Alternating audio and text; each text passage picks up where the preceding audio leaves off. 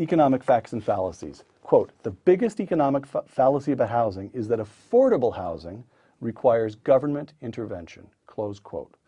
Now, Tom, I have to remonstrate with you. No poor person would be able to live on the island of Manhattan or in the city of San Francisco if there weren't rent control or subsidized low-income housing that these cities forced builders to set aside when they built their high-rises for rich people. Isn't that manifestly true? No, it's not even remotely true. All right, explain. Explain. Well, first history. There were more people, I believe, living in Manhattan prior to the rise of rent control and prior to the rise of government housing projects. My gosh, at one time, the Lower East Side of New York was the most tightly packed place in the world.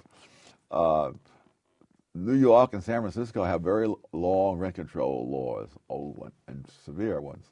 And yet, when you look at the cities with the highest rents in the country, of any major cities, they are #1 New York and #2 San Francisco.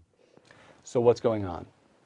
Well, Why does the political system produce a perverse outcome, which is then supported in the press? Try to mention a repeal of rent control, and the New York Times will go after you immediately. Absolutely. Well, what happens in rent control around the world, really, because it's been tried so many times, is that people, if the rent control is severe, the people either reduce the amount of housing they build, or they stop building housing altogether. And so what happens, the political authorities are then confronted with a situation. Do you want to have a situation where there's no new housing built and the old housing is wearing out, usually faster under rent control, because the landlords don't have to keep it up as much. And so they step in and they'll have some kind of modification so that, well, let's say we're trying to protect the poor, so we won't regulate luxury housing. Of course, luxury housing and ordinary housing uses much of the same labor, the same materials. And so therefore, all the materials that would otherwise have gone into making ordinary housing goes into building luxury housing.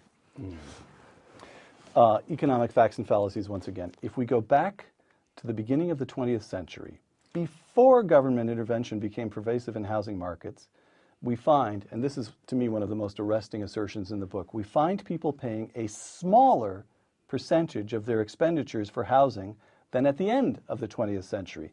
In 1901, housing costs took 23% of the average American family's spending. By 2003, it took 33% of a far larger amount of spending. What's going on?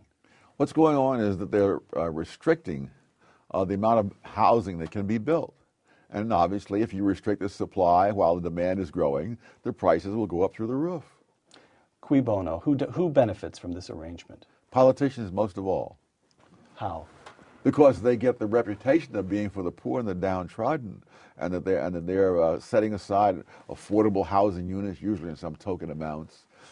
They're preventing the evil landlords from raising the rent by rent control, and if they are able to keep the public paranoid that if they take off the rent control, it'll be just sky-high prices, and so they gain by that.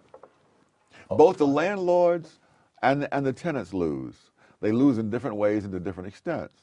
The tenants lose because they can't find a place to stay. The landlords lose because they don't make the profit they would have made otherwise. The builders lose because there's no demand for apartment buildings if nobody can make a profit on it. All right.